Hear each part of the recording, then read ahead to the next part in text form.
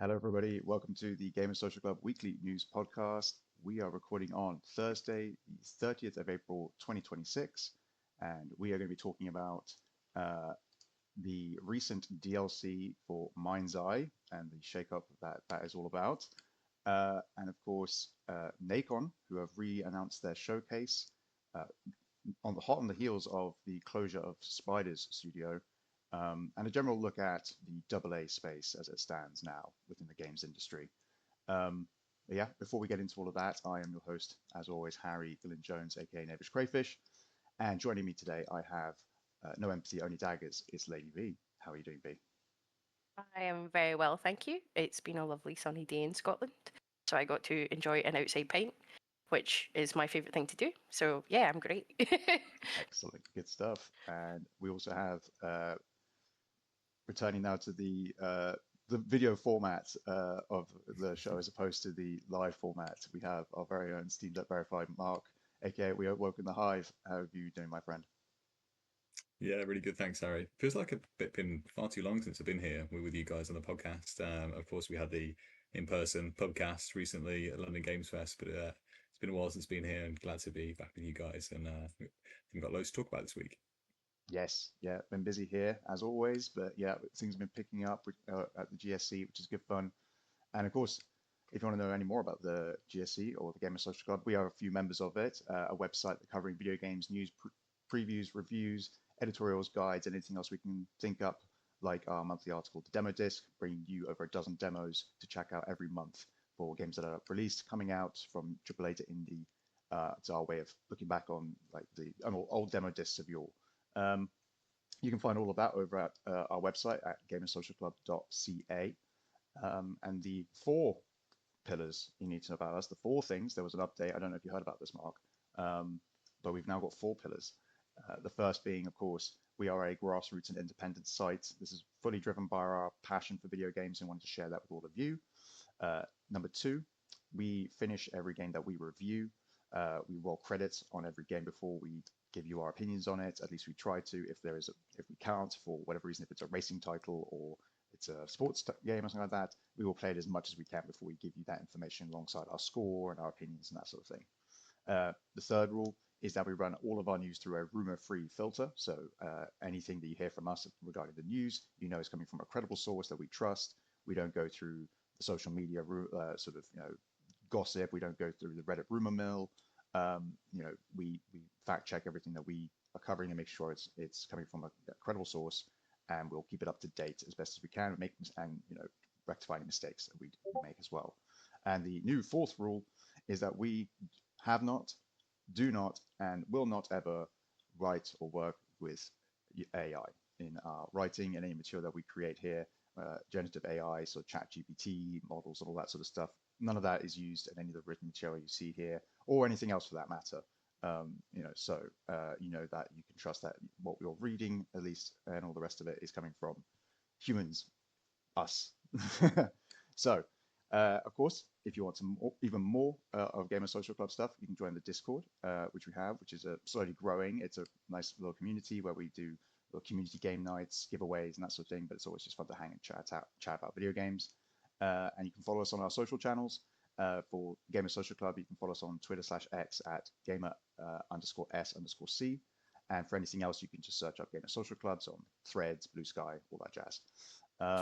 Yeah, all of this, as I've said, will be all of the things I've just said will be down in the description below, alongside our personal socials if you want to follow any of us, and any articles that we've written up that we feel are pertinent to the topics that we shared today.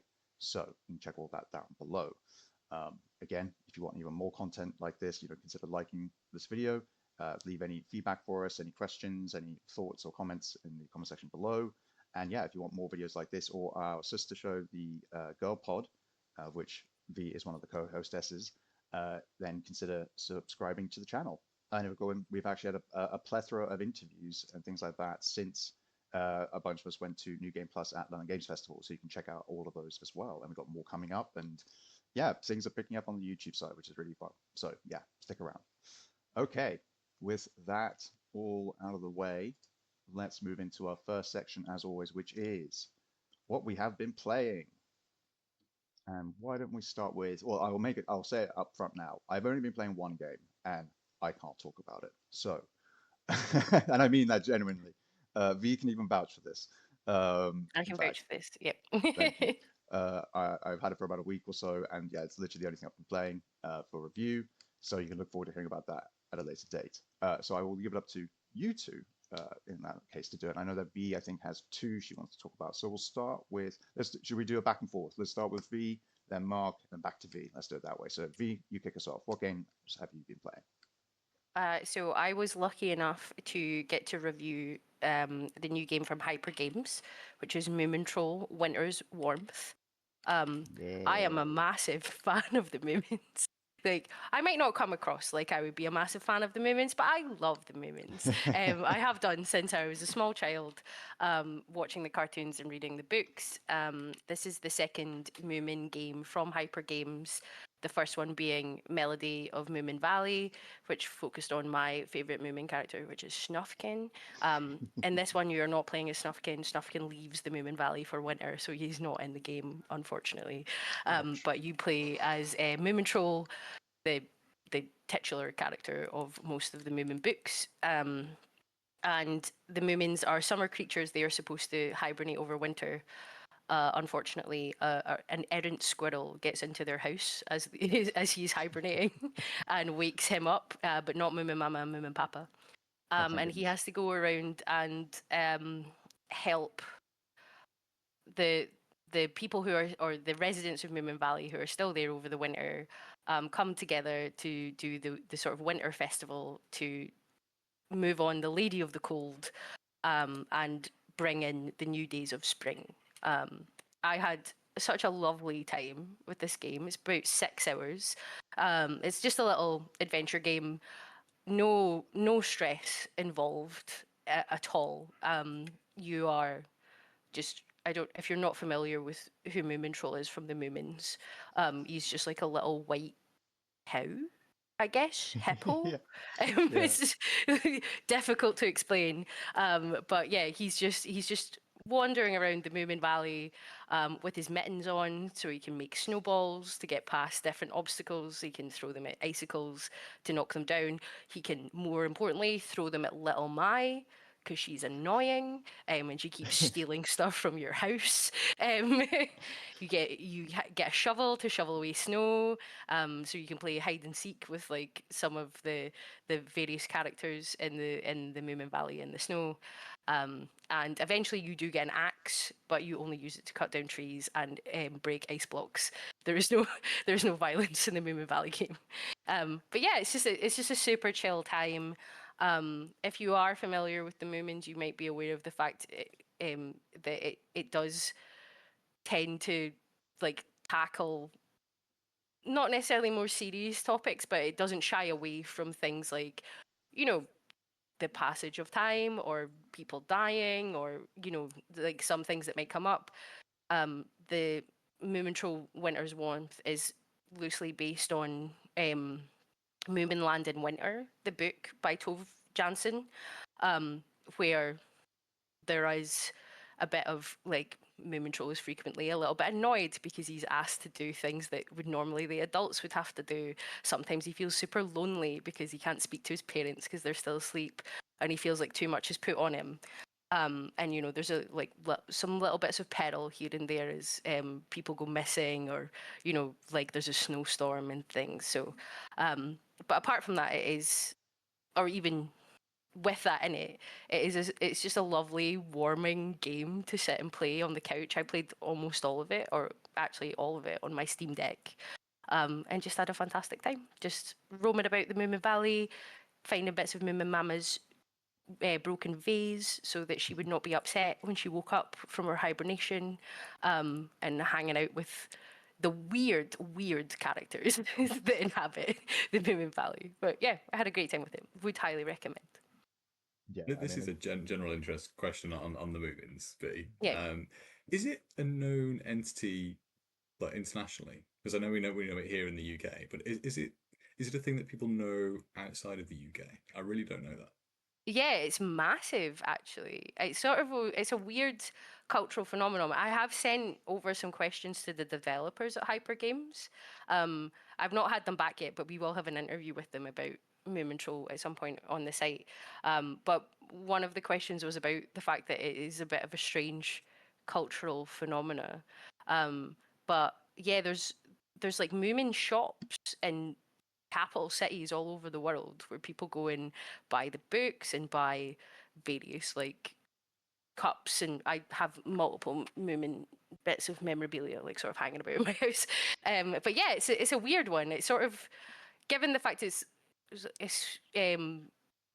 Scandinavian book series, and I think the cartoons probably were only in Europe when we were young. It has sort of travelled internationally in a strange way, given the fact that it's also a very strange property. You know, you've got like this weird character called the Jockster, who just speaks in riddles and plays his panpipes off kilter, and someone called um, Billy Jonk, who's just odd. Like, but yeah, so I was as surprised as you, uh, like a few years ago when I realised that, you know, going to the Moomin shop in Covent Garden in London, and it's always packed full of tourists who are in to pick up the limited edition this year's Moomin mug. So yeah, it's a weird one. Yeah. Yeah, I was interested again because you talked about like the themes and like the general kind of gameplay of it, and yeah, like Mm. as you said, I'm not that well acquainted with Moomins, but I've seen the cartoon a couple of times on TV when I was younger, and got sort of general gist of what sort of cartoon it was, and it being very gentle and quite relaxing to watch in general. Um, but also, as you say, like it's sort of, it's obviously like kind of fantastical to a certain degree, but it's also quite grounded in the stuff it's dealing with. It's very kind of about real things, not all the time, but like people have to deal with like day-to-day stuff, and just Yeah. like life and things like that. But then also it, you know, as you say, it's got that fun kind of like folklorish feel to it, where it feels very much inspired by like probably like Northern European folklore, alongside quite this like semi-strong like socialist sort of edge to it when it comes to like commentaries about like government and like how people should treat each other, and like how like work should be handled and stuff like that. And it's Yeah. like it's, but it sounds as if from what you've said that Winter's Warmth is more on this, on the side of like, oh no, we wanted to sort of spend more time in the gentle atmosphere of what the Moomin series is about and things like that. And is that the Yeah. case, would you say? Like it tends more to that than the other side of that? Yeah, the first game, Snufkin Melody of Moomin Valley, Snufkin is like a straight up anarchist. He hates authority in all of its forms, which is why I love him so much. But like he comes back after winter, and like people have taken over the Moomin Valley and they're like trying to commercialize it. So he just goes about wrecking all their stuff. Like and I'm like, yeah, we love Snufkin, let's go. Mm, But this one it is a lot gentler, but obviously it does deal with themes of like loneliness. Um, there is like themes of death and moving on, and but just how being amongst friends and helping and supporting each other through tough times makes it better for everyone.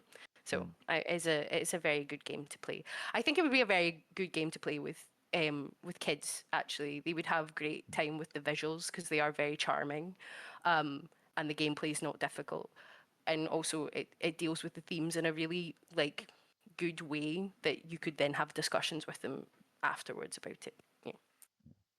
that's nice. Mark, let's hear about what you've been playing. Yeah, I've also been playing a game that I can't talk about, and I really can't wait to, because there's lots of good stuff in that, and hopefully be able to talk about that in a couple of weeks' time.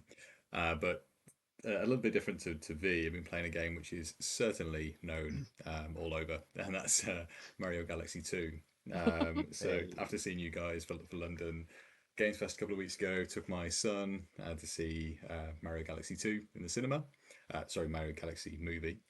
And obviously all the critical reception for it was really bad. And watching the film, I can get that, but that doesn't mean that I didn't love it. It's Mm, absolutely full of Mario references, new, old, and now playing Mario Galaxy 2. I'm seeing a lot of those that I hadn't seen. I'd only played Mario Galaxy 1 before seeing the movie. But I had a really good time with the film. My son is really starting to adopt Mario now. He's 4 and he absolutely loved it. Anyway, so we went to watch the film, had a really good time. Within a couple of hours, I was in the Smiths with sell video games here in the UK, picking up Mario Galaxy 1 and 2 because I am a complete sucker and I do not make good financial decisions. So nothing like extending the backlog just because you're on a hype from a film, which is something you used to do probably about 2 generations ago when everything had a movie tie-in. So yeah, I think Nintendo knew they didn't need to release a new 3D Mario this year.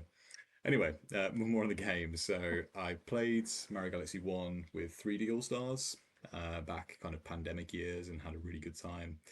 But never got around to 2. Obviously, it's been locked away on the Wii ever since the kind of all the things have moved on, and I have absolutely no appetite in going back to play Super Mario Galaxy with the Wii remote, and no interest whatsoever. But that said, Mario Galaxy 2, the way that it's kind of handling motion controls, I'm finding a little bit of a pain in the arse still. I really don't like motion control in games. There's been a mission where I've had to fly under bird and I've got to tilt my switch and playing that in the office during lunch break. I looked a little bit of a numpty, but still having a great time. But general kind of Mario platforming is absolutely, it's just superb. And I think, if I remember correctly, I think Mario Galaxy 2 at the time reviewed a lot better than the first, even though Mario Galaxy 1 was really successful. But yeah, it's great. Jumping on Yoshi, transforming into the big ball that is just kind of a balloon Yoshi that's in the film. It was really good fun. Getting to play as Luigi in certain levels, which obviously wasn't a thing in Mario Galaxy 1.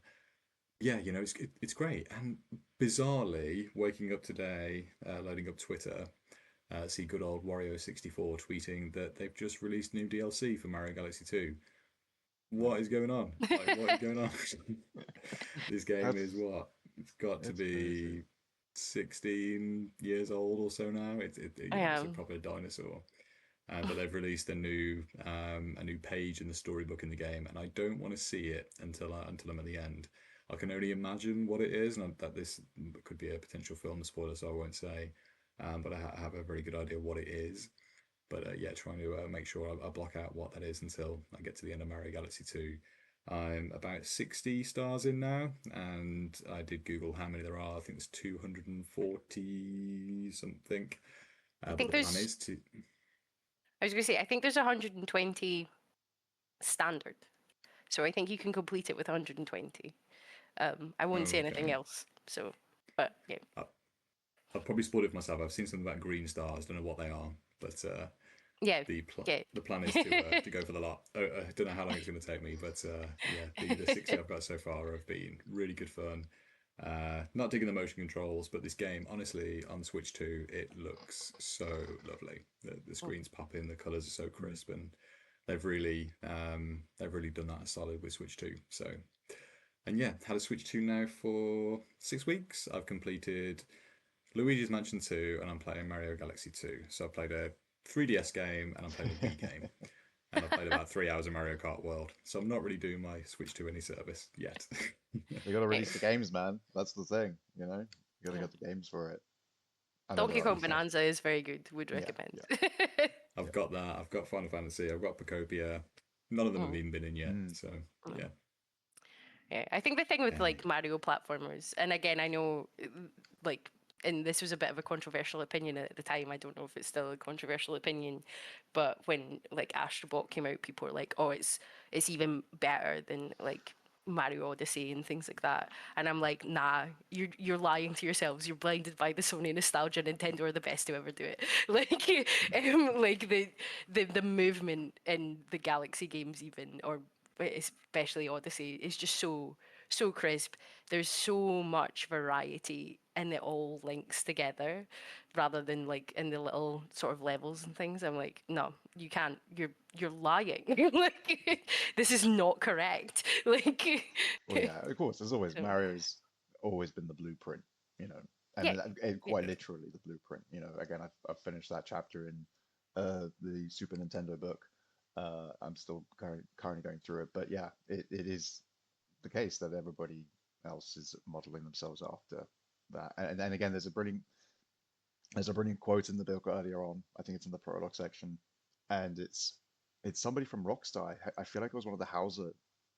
I think maybe Dan Hauser or somebody else is quoted basically as saying like, if somebody's making a video game and they say that they haven't borrowed, they're not inspired by nothing in their games from either Zelda or Mario, they're lying to you. And that's like so true, I think, actually, when you really think about it. There's very few genres that obviously those two particular game series and IPs and don't branch off into in some way, shape, or form, Yeah. which is kind of crazy. But yeah, I've actually not played any of the Galaxy games. I've got Odyssey, and I played a lot of Odyssey, and I really enjoyed that. But I've always had amazing things about Galaxy. We had a Wii, but didn't play it very much, and we did actually have a Wii U as well. But again, as you can imagine, didn't play it very much. Would definitely take another Captain Toad's Treasure Tracker game. I'd be up for another one of those. Very good game. Yeah, I would enjoy that. But yeah, something to go back to definitely at some point. All right, V, let's hear your second pick for what you have been playing. Well, I'm trying to think what about the game Fame and Folly might have taken inspiration from a Mario or Zelda game. Maybe Nintendo started off making playing cards, so maybe it's a bit of that. Yeah. Super Mario Bros. 3 did have the matching card game in the middle of the level. Sometimes the Nintendo N spade card would just appear in the world and you'd have to go. So maybe the first people to put card games in games, potential. Potential. But yeah, no, I've been playing the preview, which I don't actually think is available for everyone to download as of yet, but we were lucky enough to get a lovely preview code for it, and I am allowed to discuss. Is a card game called Fame and Folly, where you play a troop master, who is trying to gain enough fame to get into the next levels. Structurally, it plays very similar to like a Balatro. It is a deck building roguelike. Mark, cover your ears. Like, but there's only so long she can wait till she eventually has to tell you what the genre is. It all goes so well. But it's not it does seem like there could be a lot of mechanical depth to it as you get further in, but it's not as like mechanically in depth that I've found as something like Slay the Spire or something like that. Put the counter on the screen. But yeah, I think so you're a troop master. You start with like a certain amount of people, or which are represented by cards, in your troop, and you have to draw to play them. If you get too much dissatisfaction from the crowd, you won't be scored for that turn, and it does a very fun thing where so if you like play too many drunkards, you get money from playing them, but if you play too many and you get too much dissatisfaction from the crowd, it just comes up on the screen, this big red text, and it's just like outrageous, which I love because I say outrageous all the time, and it won't score you for it, but yeah, you have 7 nights in all of the levels to buy new cards, put them into your deck, and then try and get enough multiplier up so that you can get enough fame to make it to the next part of the level. And at the end of every sort of 3 nights, is it 3 or 4 nights, you then play for the head honcho of the part of the realm that you're in. So it's like viscounts and dukes, etc. And they all have negative modifiers that they can do to your deck, a bit like the bosses and antis in Balatro. But yeah, it's really interesting. There's bits of it that seem very RNG to me. You can't continue you can't carry over all of the cards or very few of the cards from your deck between like one bit to the other. You have to choose like only a few of them to go into your like recruiting pile. So you sort of start off with a sort of basic bit of your deck. You carry in your banners, which are your almost like your jokers, your modifiers, to make things easier. But for me, it made me think that it relies a little bit less on like a deck synergy than a standard deck building roguelike. So it took a little bit of time to get used to. It took me till my third run to get like a win.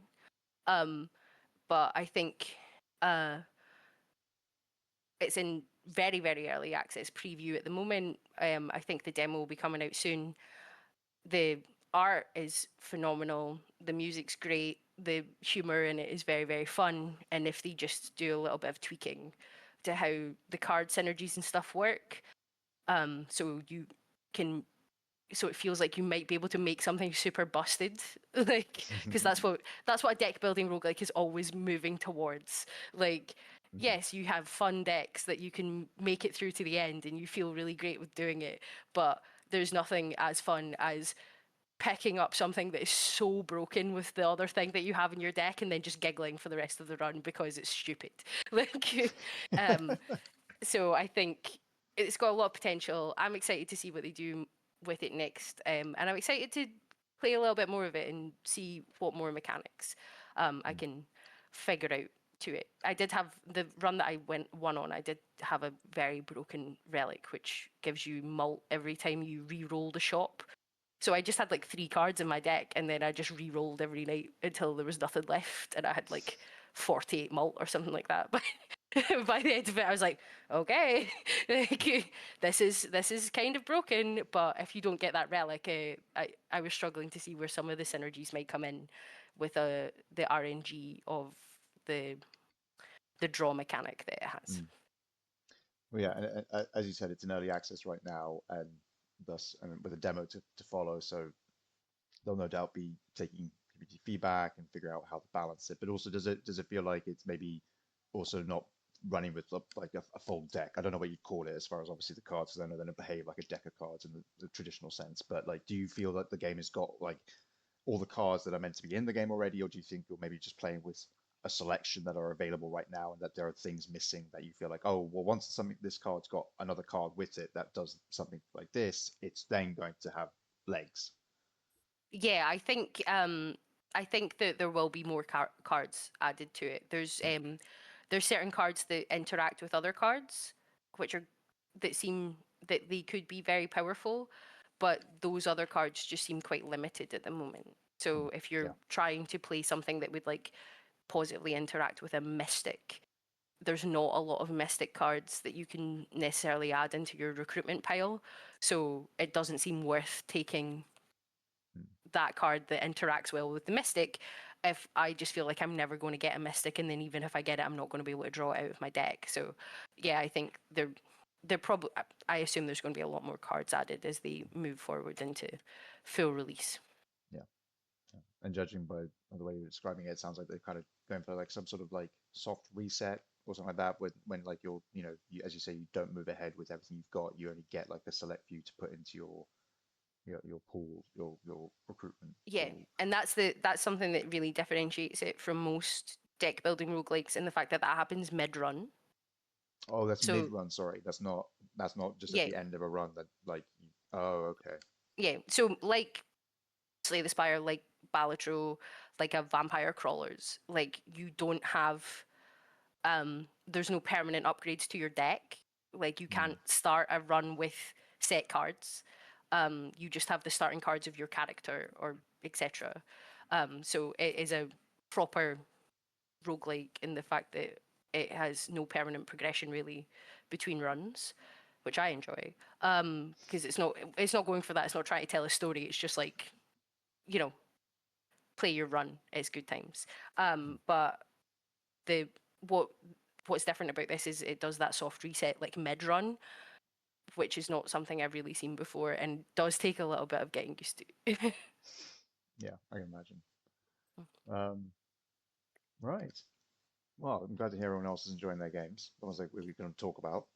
Uh, like with that done though, why don't we move into our news topics? Kicking off with uh, MindsEye, which has released its DLC, which they said was going to um, kind of go over the events, the timeline of events of some a little bit of just a little bit of corporate espionage, apparently, some sabotage. Yep. Uh, I know that we have Koopy on our team who reviewed the base game. Um, Mhm. I did ask if he was around. Unfortunately, he's not, and I'm not sure if he's actually um, dared to to pick up the TLC, even though it's free, I believe, just to go Yep. back in. And bless him, I don't blame him. He did the main game already. He doesn't have to, suffer. But of course, it is fascinating to think that they are putting out something that apparently is going to pull the lid on off all of this sort of crazy behind the scenes supposed meddling, according to the studio head. Um, yeah, you I believe read up on this yourself. Do you want to give us some of the details, or do you need a It's minute? it's just the stupidest thing I've ever seen in my entire life. Like, so yeah, Mark Gerhard, who is the CEO of Build a Rocket Boy, said that the DLC would share names and evidence about who did this corporate espionage. And I think the only sort of person that is actually referenced is a streamer called Cyberboy, from what I have seen in the reports. I've not played it. So again, Mark, apologies, but no one has sent me any money to say bad things about you or your game. Um, but yeah, from what I've seen in the screenshots and seeing some bits and bobs about it, it does look like it might be a reskin of the Hitman collaboration they were supposed to do.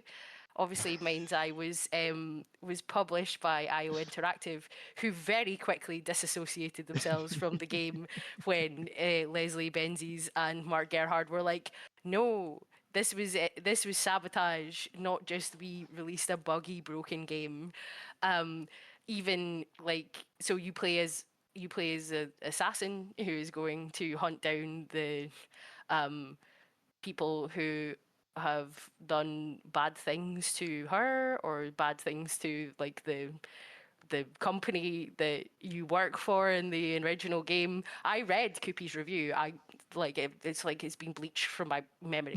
Um, but just looking at the screenshots, it's like, oh, you're stealthing around. At the top of the screen, it's like restricted area. At the side, it has 3 bullet points. It's like eliminate this person, eliminate this person. If you have played Hitman, you will have seen this HUD. Mhm. Um, and yeah, apparently the only person that has been sort of called out is a streamer by the name of Cyberboy, who I'm not familiar with. I also read another article from that was an interview with one of the 100 people that worked for Build a Rocket Boy who are suing Mark Gerhard and Leslie Benzies about their them installing monitoring software on their computers and also Oh laying my them goodness. off in an illegal manner. And apparently, in a according to this person, what is his name? I want to quote him correctly. Um, he has been fully named. I have Chris Wilson, former animator who worked on the game. Um, they had a team meeting where Leslie Benzies shared their proof of corporate espionage, Oh which no. was just this streamer Cyberboy sending him loads of hate mail. Um, eh, which Oh no. apparently describes the emails as slur-filled, and that though they seemingly included a comment where Cyberboy proudly admitted to sabotaging the company, um, Wilson and other members of Build a Rocket Boy staff he spoke to were not convinced. These emails read like League of Legends chats. In no way did it seem like a sophisticated multi-million dollar plan to try and take down Build a Rocket Boy.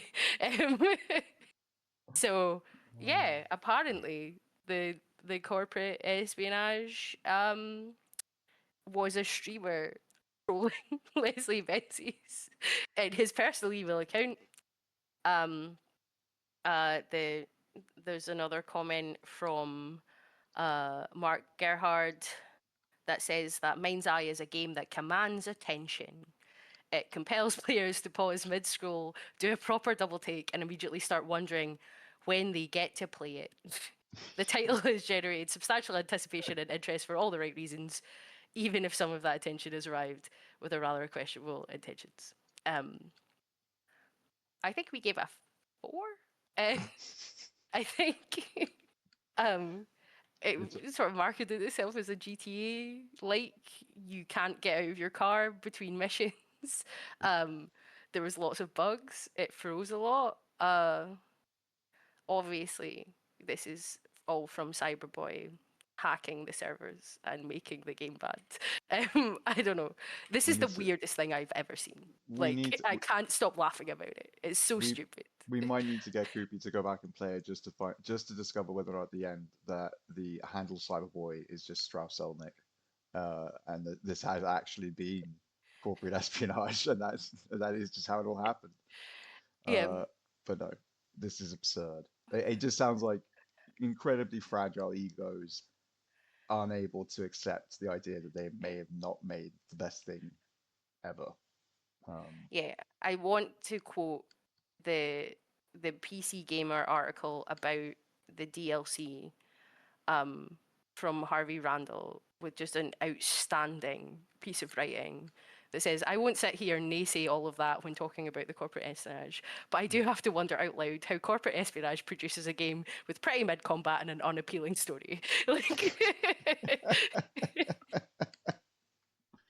Wow, yeah, that's good. Okay. That's You do good. have to feel bad for Yeah. the devs who worked there, though. Obviously, Oh, 100 yeah. people losing their jobs after what seems like significant crunch and horrible conditions. I mean, they put spyware on their computers to track not just like where they were going, but like through webcams looking at them and like all the keystrokes and stuff like that. So, yeah, obviously a very unhinged Mhm. working environment with a huge amount of crunch to put out something that was never necessarily going to be good.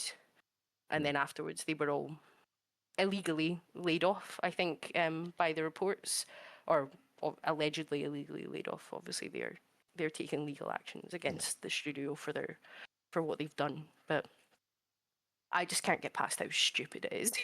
Like, Yeah, it's one of The those sheer where- audacity. Sorry, Mark, go ahead. Right, thank you, Harry. Yeah, like the sheer audacity to put together a DLC which tries to canonize or try and create the narrative that what this guy is saying is real. It is just absolutely bananas, and obviously there's ongoing legal cases around it. Like, what are you doing? Do you generally think that the judge jury are sat there and they're going to play this DLC and kind of take your side on matters? Like, I just can't understand or comprehend why this would even be a thing. And I've not been following the story kind of as well as V, who's explained it all really well, but had a quick swat up on the Polygon article about it all, and they're saying even the voice just sounds like a complete AI, or should be getting an actress or like a VO award for how good it is, but it's blatantly AI. It's just an absolute shambles, and I just can't get over the audacity that this is really a thing. Obviously, we hear bananas things going on in the industry that we talk about on the podcast all the time, but this is definitely taking a biscuit for recent shithousery, really. Taking the biscuit for absolute shithousery, yeah, I think is the best way to put it. It's that, isn't it? It starts off pretty crazy, but then it sort of descends in ways that you just think like, surely at some point someone, I'm sure it has happened, where people have tried to pull others aside to say like, hey, look, this surely you have to understand this is starting to sound stupid or crazy, but it's managed to get to this point which is insane. And who knows what this will be repercussions wise for any of their legal cases and stuff like that, of course, because they've already said very blatantly and open, like in like social media posts and things like that. I think MindsEye's was the one saying, "Oh yeah, we're going to get ahead of this. Like we're going to share it all before it goes to court. We're going to tell the whole story before it goes to court." And it's like, so you're going to just Here's all like, of our evidence in a yeah, shitty rip-off Hitman mission, but yeah, don't worry, we've put the character you play as in like some black leather, so you know, Gooners get on this. absurd. Yeah, Gooner Squad, rise up. Yeah, it's so stupid. And of course, like regardless of what was going on with IO Interactive, as far as anything that they were doing work-wise, not like they were doing anything silly, just them distancing themselves makes complete sense. But it makes even more sense when you obviously remember that they're right now in the midst of like doing their W007 first like pitch, not pitch even, just like the build up to release. And so the last thing they need is Build a Rocket Boy being like, hey, we're still here, we're doing stuff, and they're making DLC that looks remarkably similar to what IO Interactive is known for making. So it's yeah, it's very messy. It's like, do they genuinely believe that this kind of like adding to MindsEye is going to turn it into like a break even level product? I just can't Yeah. understand why they keep chugging away at this. Like just kill it, just kill it. There is, I think, as one of you guys said, there's some egos here that just want to keep this alive, or going about this to try and keep the game relevant in some bananas way. But just kill it, guys. Just bury it now, please, for everyone's sake. Yeah. Yeah, yeah. I think, yeah, my thoughts are on the, we, potentially like we'll badge it as this corporate espionage thing. And I think you said the same thing when we discussed it last time, Harry. We'll get loads of news articles written about it, and then people will buy the game to pick up this Mhm. free DLC for some drama. And I'm like, I'm a massive fan of like 5 out of 10 game. I love jank. Like Mm-hmm. I love a bad game. Like I am not picking this up just to see what the fake corporate espionage is. Especially when so much of it was sort of built off of this, what is it, the Everywhere engine? Because they were the whole start of the company and stuff like that was them trying to essentially make their own like sort of Roblox platform. And I'm like, nah, get out of here with this. We know, I see what you're doing. Like, Yeah. um, Absolutely. Yeah. yeah. Yeah. Well, again, no doubt this is not the end of all of this. We'll hear more in the coming months, and then I'll go to court and it'll roll on for however many years and so on and so forth. But hey, I'm sure we'll have a chuckle along the way. Yeah, so let's move on then to the next topic of conversation, which is tied to, talking about the sort of state of the industry and how tumultuous it is. And that, of course, is the fact that NACON, the publisher, has actually re-announced their showcase for sometime. Is it the 7th of May? Yes. Yeah. And this is, of course, a showcase that they had previously announced, and then shortly afterwards, or around the same time, announced that they were going into sort of liquidation, if I know my terminology correctly. And then since then, they were looking to try and find a buyer for the developer Spiders, which people will know from games like the Greedfall series and Steel Rising. And unfortunately, they weren't able to find a buyer. And a couple of days ago, Spiders announced their closure. And then, yeah, yesterday I think it was, the announcement for the NACON showcase happened. And it's just, yeah, it's one of those where it's sort of like, we talked a little bit about it before coming on, and as we pointed out quite rightly, it's one of those situations where there is a silver lining, which is that NACON, whilst they are still struggling, they're still going through the sort of liquidation, all the rest of it, of things. They are still able to carry on, in some regard. It's better that than losing an entire publisher and like that, and all the studios tied to it, because no doubt a lot of them would just eventually just be, pulled apart and things to pay off debts and all sorts of stuff. But it's a great shame that we have to lose out on a really cool AA studio like Spiders, who have made a lot of really great games. Again, not a studio you would necessarily know for 9 out of 10s and things like that, but a great 7, 7.5, maybe even 8 to some people. I feel I definitely enjoyed Steel Rising. I really liked Greedfall.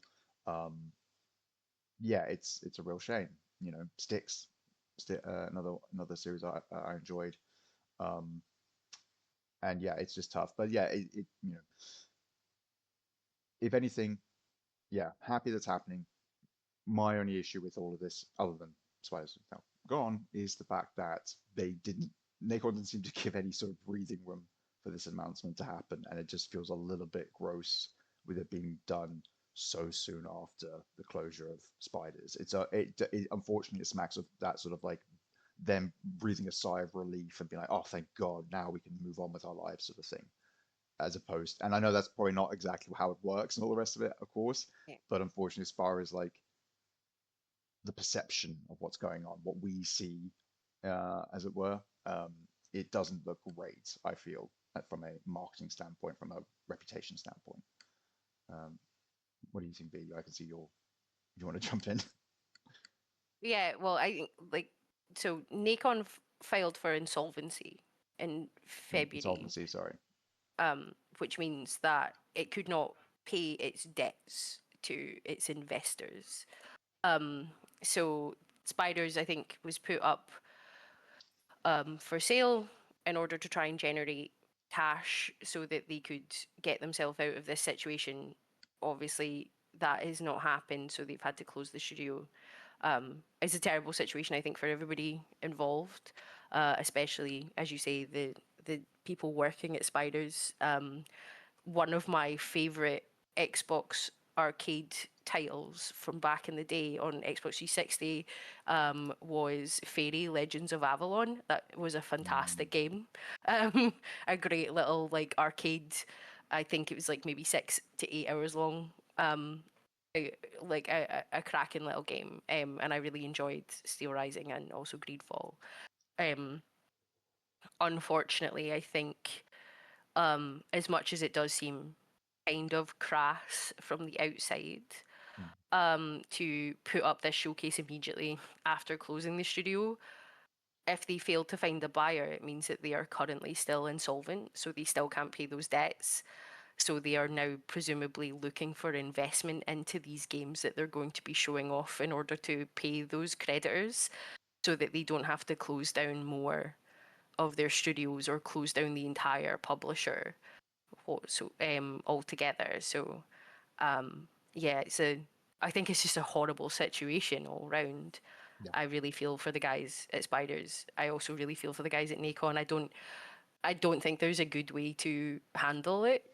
You wanna try and get investment into the company as quickly as humanly possible before other people start losing their jobs.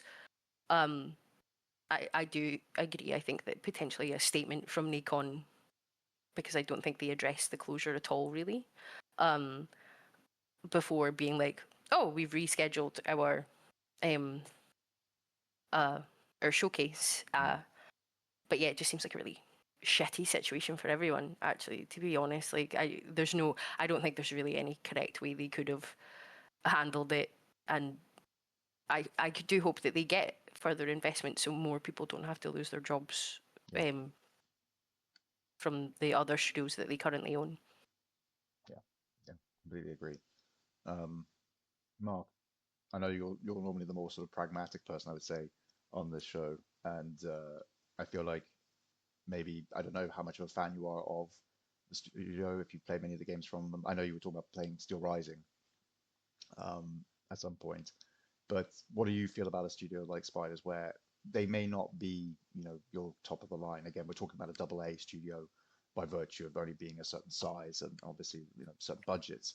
But, if a studio is, we're in a situation where, even if you're making the best games in the world, you're still possibly on the chopping block. How do you view this sort of whole situation, as it were? for us. I think I think a lot of this is entirely shareholder influence, and I think to their shareholders they had to look to slice a studio, and the recent releases of Greedfall 2 doesn't seem to have lit any kind of sales fire alight. The first one was a big success and I think sold about 2 million copies. I think I read, but it seems that there's not really been the same follow-up success for the second. And I'd imagine if they've just shipped a game like Greedfall 2, they're probably one of the largest staffed studios under NACON at the moment. So they've probably got one of the biggest overheads, and therefore, they've got to be seen to be making a cut somewhere if they're in kind of an insolvent situation. So you'd expect on the chopping board they would be one to look at. Looking at more kind of broadly at NACON's portfolio, I don't think there's really much in here, to be honest, that I think really would set the world alight in terms of financial opportunity. So they had a really big success with the first RoboCop, which I know a lot of people liked. Personally, really didn't. But they did a second kind of a 1.5 with the unfinished business version last year. That seemed to really come and go. Looking at the other games here, Rensport was a racing game that I think a handful of people will have heard of. Seemed to get buried under the very busy kind of start of the year or back end of last year, whichever it was that it came out. And then smaller kind of sports titles like cricket, audiences in pockets of the world, but not not huge, and continuing to put out Tour de France games. I mean, who's still playing them? I mean, they've been kicking around for a long time. So I think their portfolio, there are certainly questions about it. Kind of coming back to your point about the AA kind of space, and I love AA. I really have a soft spot for that, and especially as somebody who thinks the 360 generation's the best time in gaming ever, and that was loaded with AA. I think at the moment there's just not. It's just such a risk, and I think the space for AA games are from AAA publishers, and a lot of people at the moment are talking about things like Pragmata being a AA game from a AAA studio. Those that have got kind of more of the financial reserves to kind of have a go at something. But I think it's either AAA or indie that there's a lot of talk about being very little in between at the moment. But I think some of that AA opportunity is probably realistically going to come from AAA publishers. And it's just a sign that it's really tough out there for anyone to kind of make a dent with anything that's new or exciting without significant financial backing, really. So yeah, I think there's questions about NACON's portfolio more generally. But yeah, coming to the point about AA, love to see it happening, love to see it thriving, but it's just such a difficult space. And when we have this conversation all the time on the site, there's such an abundance of games all the time. It seems that AA is just too much of a risk that it's going to get buried, because it's not high enough to really stand out, but it's not in the indie space where it's kind of cheap enough, or small price of entry. But because it's got that price point that's in the middle, it just tends to get buried, and it's a real shame. But I think that's part of the economics of the industry and the scale of the number of games that we see. So yeah, I completely agree. I think we've all been aware that the AA space has shrunk since the 360 PS3 era. And even if we felt that over time maybe there was a bit more of a comeback with publishers like NACON and things coming along and doing something about it, it never quite worked. All of the dramas around THQ Nordic and constantly changing their name and buying and selling, and it never seemed to get a firm foothold like it used to have. And thus seeing these sort of things happen, as you say, is like, it's sad. You want to see this sort of thing thriving, but you also understand why it's happening, because of the state of the industry and the fact that there is this sort of dearth between small budget, smaller team, but then also lower entry for people to pay, and it's a smaller title that maybe you want to play with your buddies for a weekend, easy to generate revenue, and then maybe even pick up a viral sort of not tweet or whatever, a short or something like that, and suddenly you've got tens of thousands of people playing a game, or you're a AAA where your marketing budget is so big that everyone's seeing their game regardless of whether or not they want to, and you're stuck in the middle then, as you say, not able really to fit into either camp, or having to be really, really clever about how you market yourself. And I think, yeah, the AA space, I don't think has that sort of that it doesn't have those sort of movers and shakers in it right now in the same way it used to. And and a lot of that energy, I think you find now, as you say, in other places, whether it's AAA developers and publishers having a dabble in the AA space with a smaller title, or it's the indie games that we look at that really have kind of become now what a lot of people would say are like sort of your premier indie games. So the stuff that you get from an Annapurna or a Devolver Digital is like, have they now become like the new AA? Like just all the best of the best indies and the publishers that find those and then are able to curate these incredible portfolios. Like you look at any one of these teams, like Top Hat Studios, another one we like here, Quali's another one. Like you go back through any of their portfolios, you're just like, oh damn, you did that and that and that, and it just goes back over like decades even for some of them, and you're just like you don't clock it until you actually take the time to look at some of these other indie publishers and go like, wow, yeah, actually you've been carrying this for some time, and a lot of it actually now you would look at and go like, is that not AA? Maybe, just judging by probably what the size of the studio might be now, the budgets they're probably getting because of the money they can now put into a game. Not to say that Silk Song and Team Cherry are suddenly a AA studio, because obviously it's still just the original team, and they may have had all the money in the world, but as they said themselves, they just took their time with it, and that's the perfect situation. But not everyone can have that. So yeah, it's really sad. I think we see a lot of creativity from the AA space.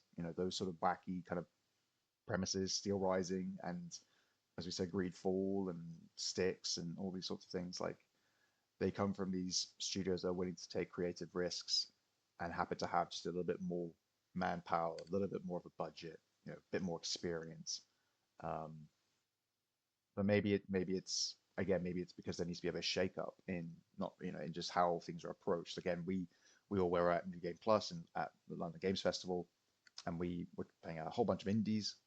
From I would say pretty much all indies, or one or two AAAs, you would say in there, like Keeper and things like that, and Double Fine.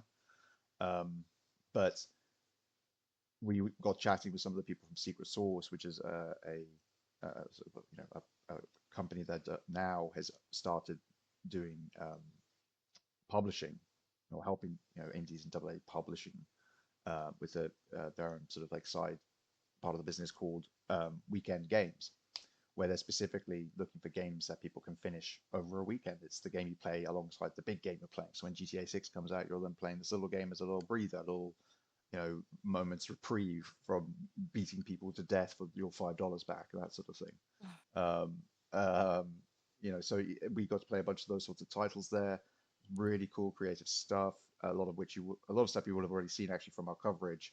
And I recently had the chance to interview one of the co-founders of Secret Source and to have a chat with them about things like the Weekend Games program and just their general work within AA and indie stuff with like marketing, strategy, and all that sort of stuff. So really interesting stuff, and it definitely goes into like what is going on in the AA space in that conversation. So I'll try and get that up as soon as we can on this very YouTube channel, at least in an audio form, and if not, it'll be over on the website in written format.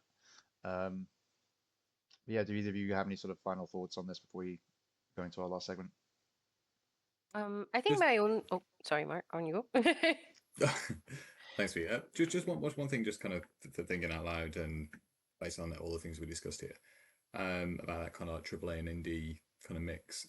I wonder whether some of this is kind of like a positioning thing now, because what some of these games would have once been pitched as AA, but now some games probably do get pitched as indie, and I think maybe that gives them a bit of a kind of cooler standing amongst kind of gaming communities. And I wonder whether the kind of the AA thing, although kind of in your mind it might exist as a AA game, actually not being pitched as one might do it some favors. Pitching it as like an indie game, I think there's probably some questions around positioning, and I love the thought of AA games, as I said, and I think there's some absolutely missed classics there, but I think positioning some of them more as indies might lend them a favor, I think. And I think there's definitely something that's more kind of appealing and approachable to what, indies have risen so rapidly in the last kind of 10, 15 years. And yeah, I think that could do them some favors, especially in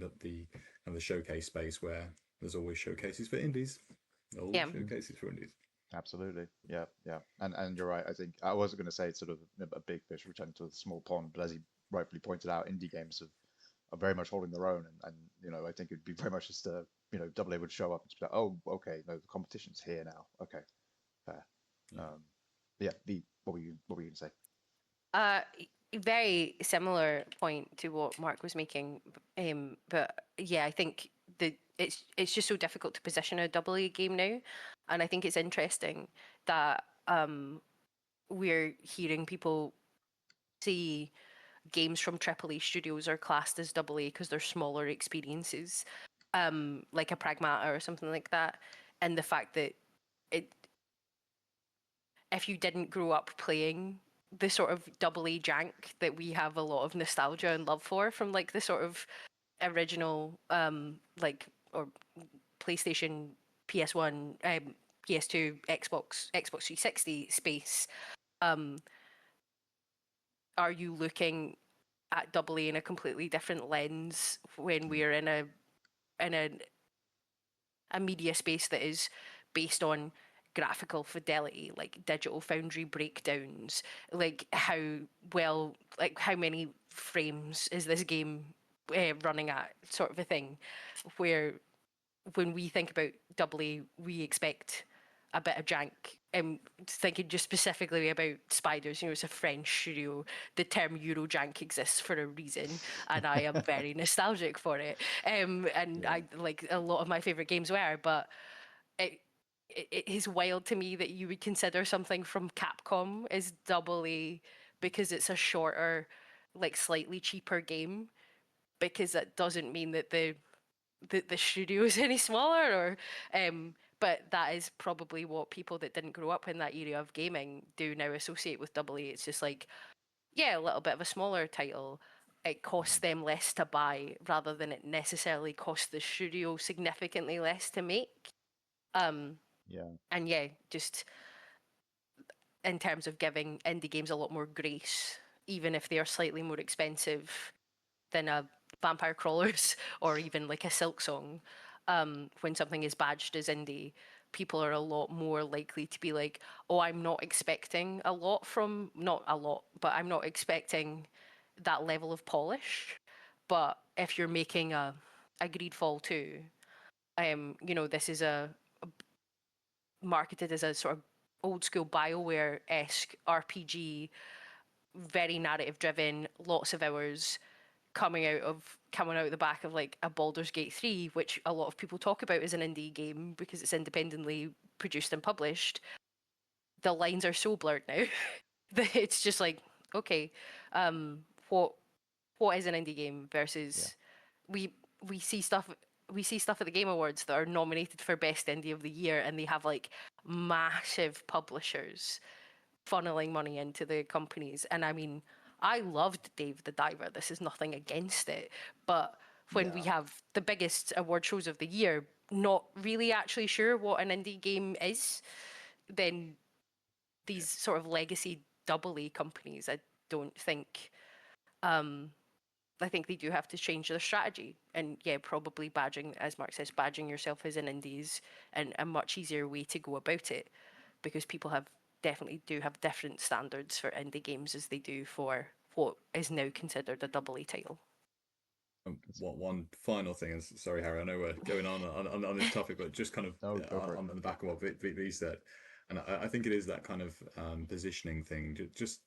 But since we've been here, I've been on the NACON site, and a lot of their kind of games are hovering around that kind of like £34 to £44.99 price point. And that's a really difficult kind of positioning thing now, because I mean, yes, Pragmata's had some success at that kind of price, but I think a lot of people that didn't grow up in the generation that we did, where there was that kind of £30 or £40 game, I think if you're not £15, £20, £15, £20, $15, $20, you're kind of seen as like a decent indie. Or if you're $60-$70, you are like a premium game.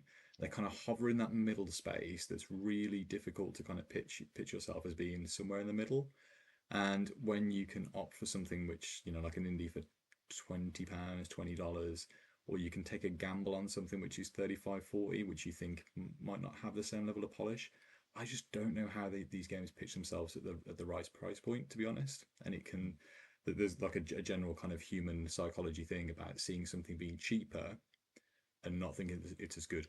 But these games kind of need to be at that price point to break into the market. But they've got like a real kind of psychology issue around the pricing, which I certainly don't have the silver bullet to fix. So No, but you both have raised, I think, what is actually probably the most interesting thing about this was actually that the AA label, as you rightly pointed out, there is some sort of image issue with it, with at least later generations, with our generation who've grown up with it and previous ones. They'll recognize what we're talking about, what we mean by the Eurojank and all these sort of things, but also because we have the nostalgia for it, we can reframe it a certain way so that we look at that price and we know what that means to us as far as what our experiences are. For those who do not have those experiences, when they look at that, as you say, it is like you're overpriced indie, or you're a cheap, like, kind of like, oh, we've got GTA at home, kind of get, like the Temu version of a game that you otherwise would want for $60 or $70. Why would you do that when you could just buy the better version, which costs the money it should do, because AAA has established that you're paying for this because you're paying for the best graphics, the smooth anime, all of the good stuff, the expensive voice actors and things like that. I would love to actually do a sort of chat with everybody about like the AA label, and like, is it like and a whole conversation around that of like, should it be retired? Like, is it just a thing to just avoid going forward? Can it be saved? Can we bring it back in a way? Are there games and studios and publishers that we can look to try and revitalize this in a way that makes sense, and it can change what it was from what it was and used to be seen as to something new, but still then have meaning as a term? Or is it just time to move on? Who knows? Like, maybe that's the case. It's getting squeezed out, as we said. The indie is moving up and AAA seems to be moving down a little bit. To incorporate the fact they've got these ballooning budgets and time frames for their bigger titles. Like, squeeze something out in the meantime that can bump up the coffers again. I do also think that there's like maybe a little bit to do, and this is like, obviously we write reviews on the website, but people do tend to be, I think, far too concerned about the review scores of games that they're excited about. Like, when did we get to a point where you could not just enjoy a nice 7 out of 10 game? Like, why are you on Twitter losing your goddamn mind because someone gave the game that you were hyped about a 7 out of 10? Just, if you were really hyped about it, just buy it and play it. You'll probably love it. Like, unless they're pointing out some fundamental gameplay flaws and bugs, or it's like hard crashing your PC. Like, these are subjective opinions, but it is now to the point that it's like, if the game that you're excited about isn't contends across the board, then we're having riots on Twitter. People are being sent death threats about reviews they've written. You all need to fucking calm down, like, for one, and stop caring so much about what other people's bloody opinions are on things that you like. This is a hobby at the end of the day for us who are buying the games and playing them. Like, it doesn't need to be IGN's 10 out of 10. I think too many games are given 10 out of 10s nowadays, actually, to be perfectly honest. Like, masterpiece means a thing. Like, we're not just putting, like, art that is kind of passable and, like, front and center of the Louvre, ladies and gentlemen. Like, but, like, just enjoy it. What's wrong with enjoying a 7 out of 10 game? I think a lot of these titles might, because of the price points also, and because of the challenges of the industry, a lot of people see like, oh, it's only sitting at like 79 on Metacritic. I was excited for it, but now I'm not going to pick it up because it's not the next game of the year. Yeah. I've I not played like 75% of the last game of the years for the past 14 years. I don't feel like I've missed out tragically on the gaming industry. Like, I'm not going no, to but play The Last of Us. Stop asking me. I'm not going yeah. to do it. I don't care. Like, Yeah, absolutely. But that's it. I think, and again, this goes into something much deeper, and I will say that we'll move on after this, which is that um, there is a much bigger psychological thing to do with the fact that within video games, it's a competitive thing by virtue of the fact that you are normally doing something against either somebody else or a computer, so it brings that out of people. I think there's a lot to do with the psychology around that, and then there's obviously there's things like buyer's remorse, and there's the sunken cost fallacy that comes into it when it comes to buying consoles, buying your games. Did you buy the right plastic box? Did you win in the console war? That's important. That reflects badly or well on you depending on which side you're on, as well as the games that you play. Because if you're not only playing nines and tens, you laugh at me, but this is very important. This is some serious serious stuff we're talking. business. This is serious business. I was You looking know. over my PlayStation, my Xbox, like having a fight under the telly, like, like. Yeah, and yeah, obviously I'm being ridiculous, but that's the thing. Like that's the problem that I think that we now deal with now is the fact that there is such a thing to do with people being wrapped up in your own reputation, your own ego, your own sense of like I've only experienced the best there is to offer, and if I was to dip my toe into the 7 out of 10 pool, I would be somehow like sullied or seen as lesser, and it's just like really strange. It's very strange, and I think I'm definitely I'm doing a bad job of explaining it, and there definitely No, needs to no, be someone who I actually know has what like you're a saying. I'm just like, take me back psychology to the degree Xbox about this. 360 era when console warring was fun. It's just Yes, like you yeah, slagging your pals. Like, yeah, you know, it was just done as a like, laugh instead of actually yeah, meaning something and having yeah. Oh, value. the disc drive in your PlayStation's broke. Sucks to suck. Oh, you've got the red ring of death. Yeah, Sucks to suck. Like exactly. just Yeah, yeah, very simpler times. Like, simpler times indeed. Right, let's move on then to our closing segment, which is, as always, what we are looking forward to. And this one I can join in on because unfortunately there was some sad news about it, but it was also for good reason. So if you guys don't mind, I'm going to start off by talking about a game called Helix Descent in Ascent. The middle word is literally just the letter N. So imagine it's that sort of like descent and ascent, I guess, is say it quickly enough.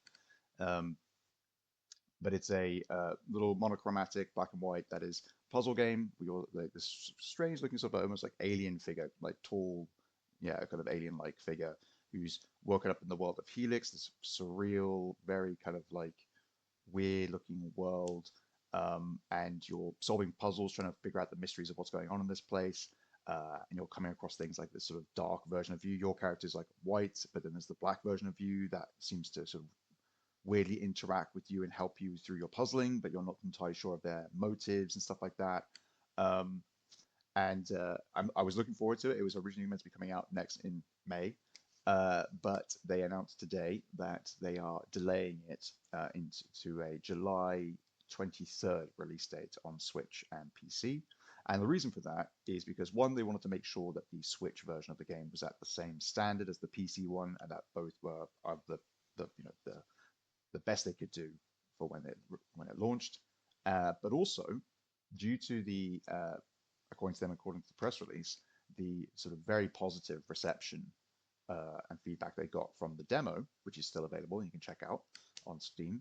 They wanted to add some extra content to it because they wanted to sort of reach the lofty kind of dreams they had for their game and fully realize it, which I think is very cool. And I guess the feedback was enough positive reinforcement to be like, we're onto something here. We should definitely see this through and do everything that we planned. That thing we chucked onto the cutting room floor, let's jam it back in. We can make this work. So I'm really pleased to hear that this is for good reason, as it were, and that whilst I may have to wait an extra 2 months, I'm really, really excited for that game. It looks really cool, and yeah, sounds like other people are excited too. So, yay.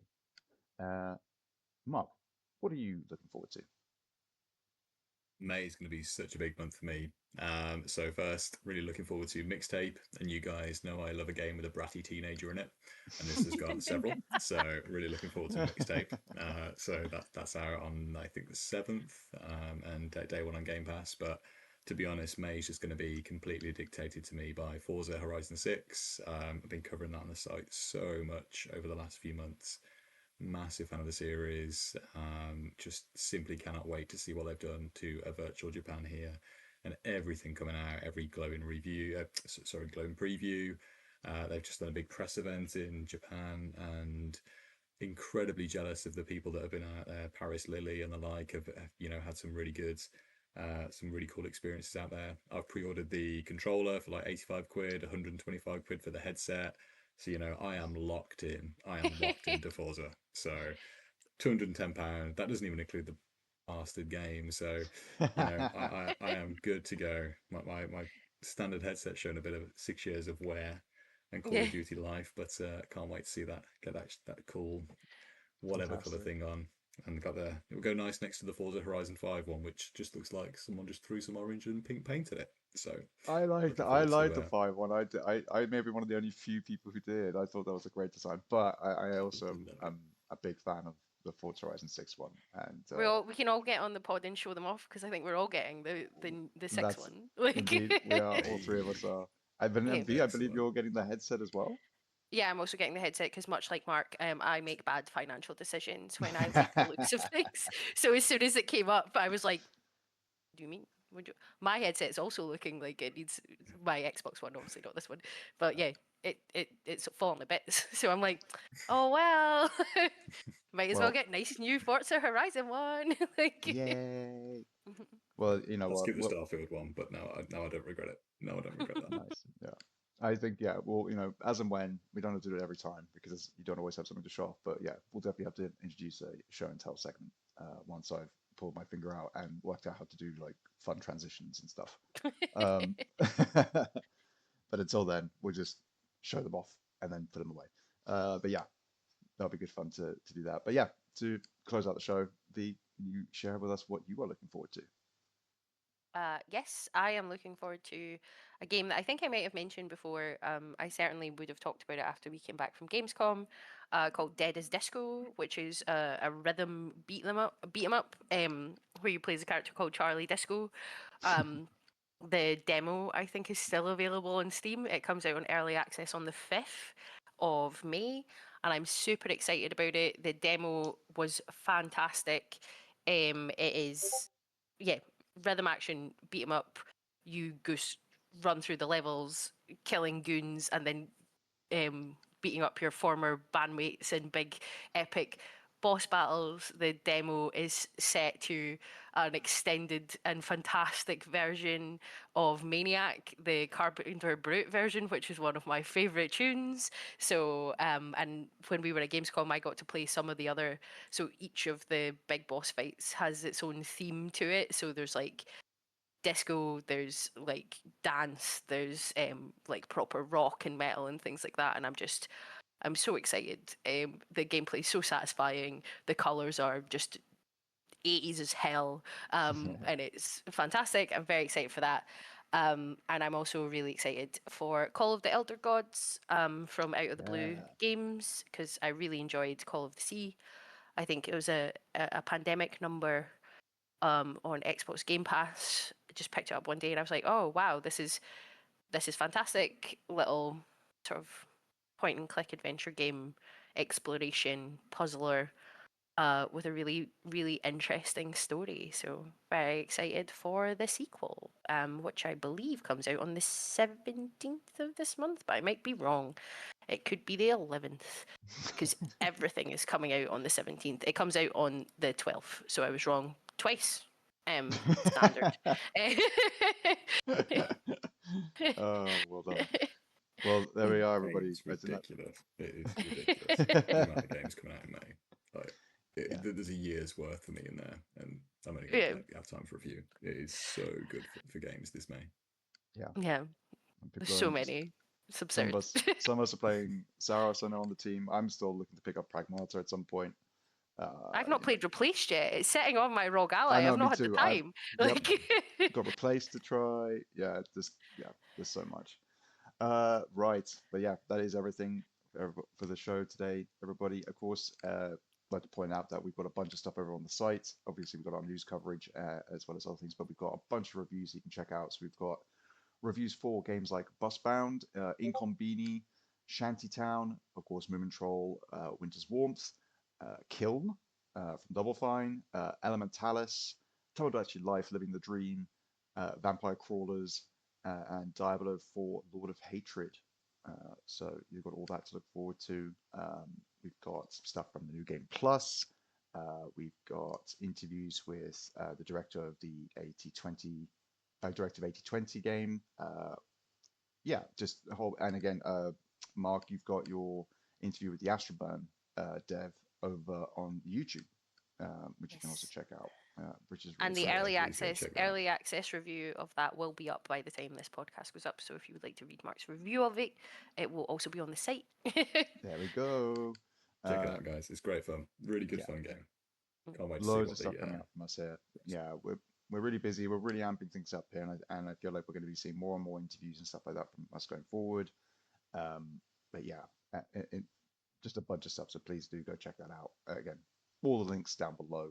And yeah, if you've enjoyed today's episode, please consider dropping a like on it. If you'd like to share any feedback with us, if you've got any questions, tell us what game you're looking forward to.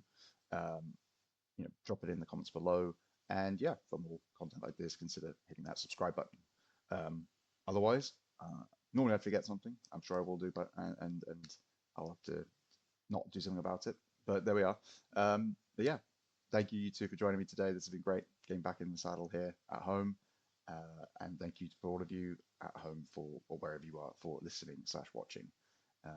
As always, be good to yourselves, be good to each other, play some great games, and we will see you next time. Bye-bye. Bye. Bye, guys.